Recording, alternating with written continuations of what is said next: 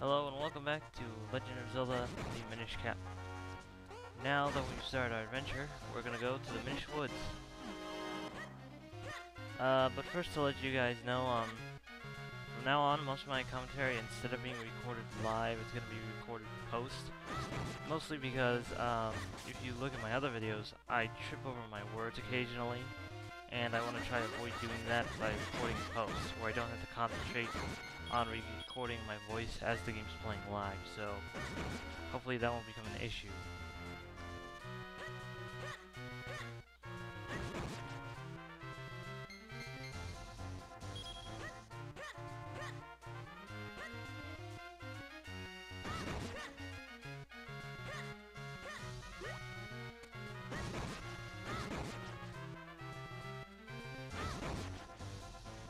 And here we are at the Minish Woods. Not too hard to get here.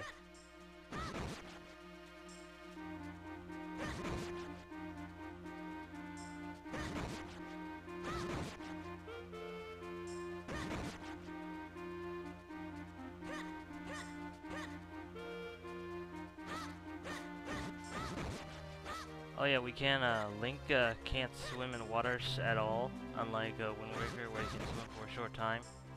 This game he can't swim at all, but he can stand in the light blue puddles. Later we can get something that'll let us swim, but for now we can't swim.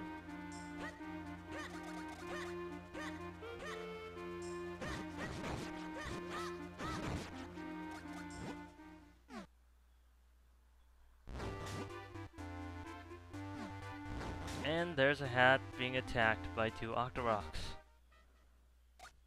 But before we go help the hat, we're going to get this heart piece. Because sometimes I've seen people forget to get that heart piece, and then they have to go all the way back just to get it.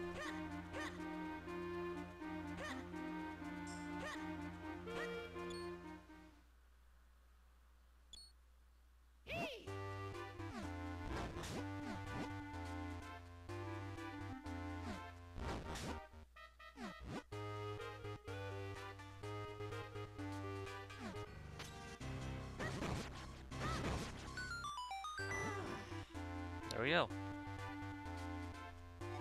Now this is Ezlo, the magic hat, I guess you could say. He talks. And of course he's explaining that he's been cursed by Vati and such, and that he's broken the blade and stuff, and that Ezlo will help us in hopes that the sword will undo his curse, as well as Zelda's.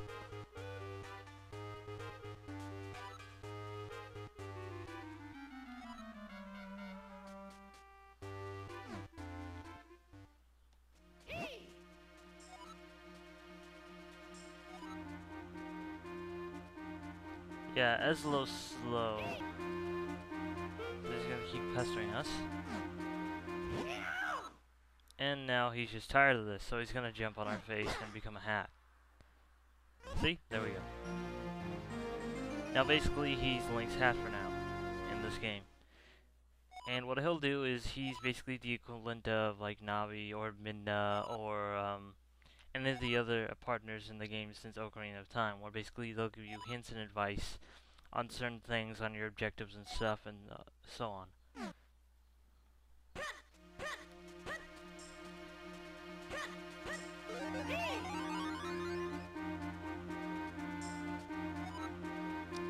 Now he introduces us to the little portals, like the little portals that we're able to shrink down in size and become the size of the Minish, so we can explore their world and see the world from their perspective.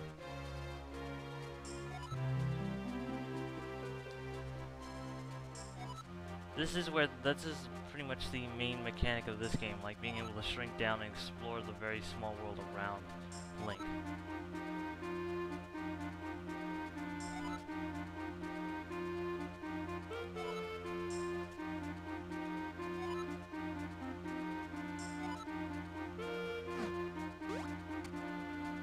And here we go.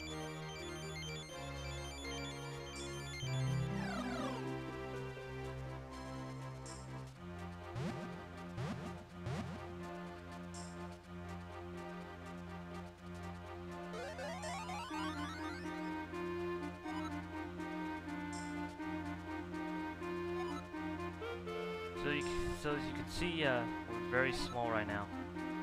Now, strangely, this wasn't a problem when playing it on a Game Boy Advance screen for me. It never became a problem. I could always see where I was. You'd think being that small on like a Game Boy Advance screen, as small as that is, it would be a problem, but it isn't, strangely.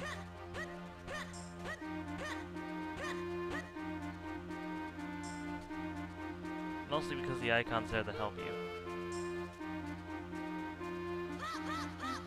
Oh yeah, because we're small now, puddles are like oceans, so we can't even go through puddles now.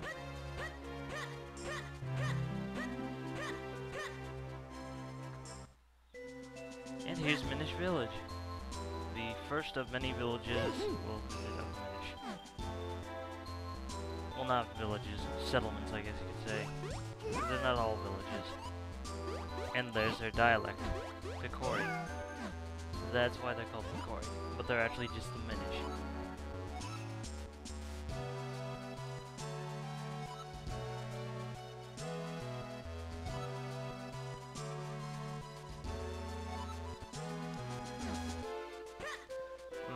First place we need to go is the northeast corner to basically see the guy who will speak to us in English and tell us where to get the item called a Jabbernon, which will let us speak to the Minish.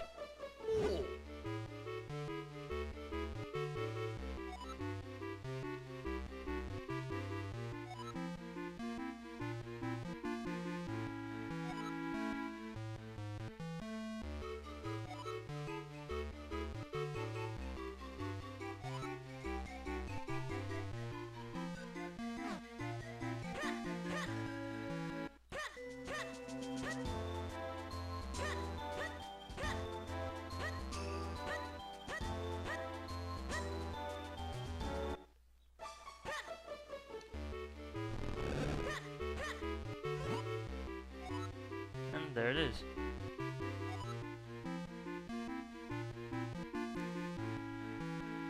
And now because of that, we can understand the language of the Minish. Very simple. Strange, actually. Anyways. Let's talk to this Minish person.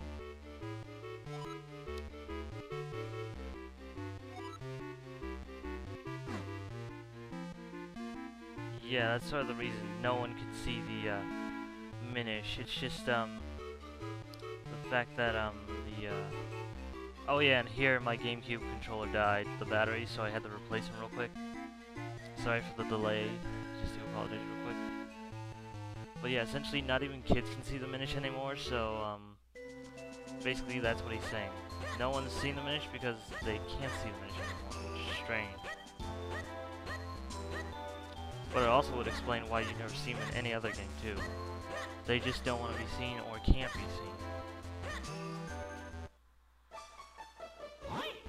So we're going to talk to the Elder, and the Elder will basically tell us, we can't reforge the sword here, there's a place we can reforge the sword, but for now we need to go after the 4 elementals that will be forged, that can be infused into the sword to make it more powerful. So what we're going to do is get the first element here in the forest, called the Earth element, even though it is a forest, so whatever.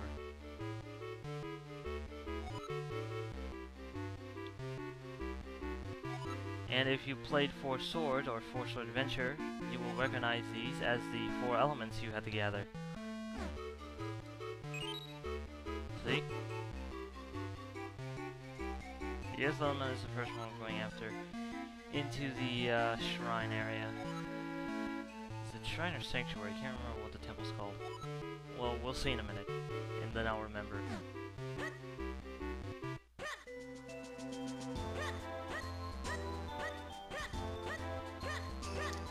So yeah, we're just running through this area. Those 3 Minish in front of the building basically talk about how there are more Minish around the world, including in Hyrule Castle Town, saying there's a lot to do in Hyrule Castle Town involving the Minish and stuff and shrinking down and such, but we can't really do that yet, not until we get a few other items. And here we are at the, what's it called? Deepwood Shrine, that's right. Okay. So in this shrine, we're basically small. It's sometimes you'll forget, but you're actually small in this dungeon. Everything is small. You're small. And that's important to remember because the boss is, well, pretty odd considering that normally you can kill it in 2 hits if you're normal size.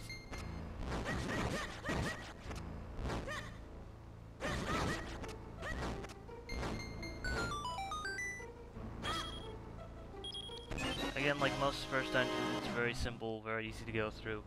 Nothing really complicated, just works on the basics of locked doors, lighting torches, and doing some simple stuff since we don't have that many items yet. And we don't have that many powers to work with.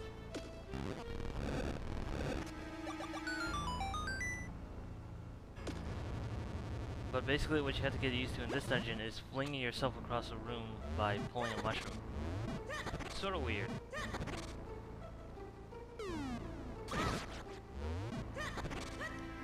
Yeah, a lot of slugs like to drop from the roof in this dungeon as well. It's odd. Also, look out for those mushrooms. They can shoot spores out. Well, not shoot them, but like create an area of spores around them when they want to.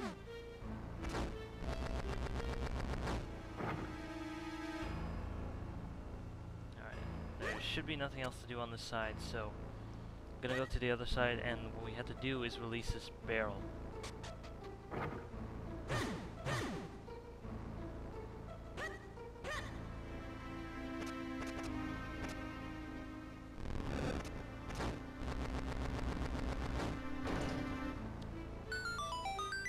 Alright, now that the barrel's free, we can roll it around and go to the other side of the room.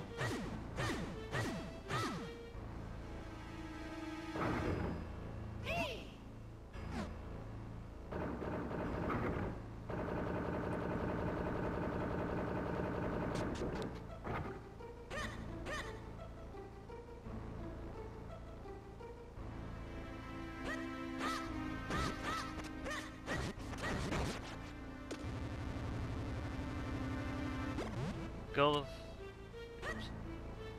That's right. First you want to go half distance and open the way up so you don't have to do that again. But then you want to go all the way back until Link's face turns red, then let go. That way you can get the map. And there we go. And now let's just go through here. And soon we'll get the key we need to get a key in this area.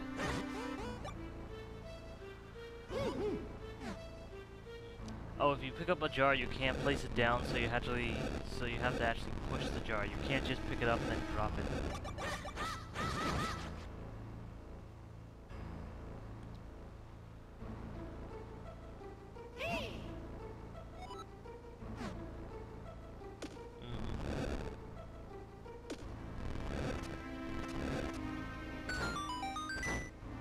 Oops, wrong way. Yeah.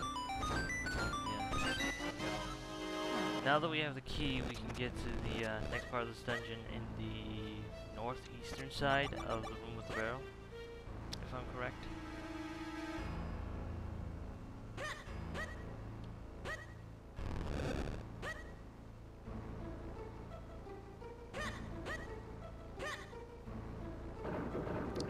But we're just about out of time, so we'll continue this next time. Again, thanks for watching, and I'll see you next time.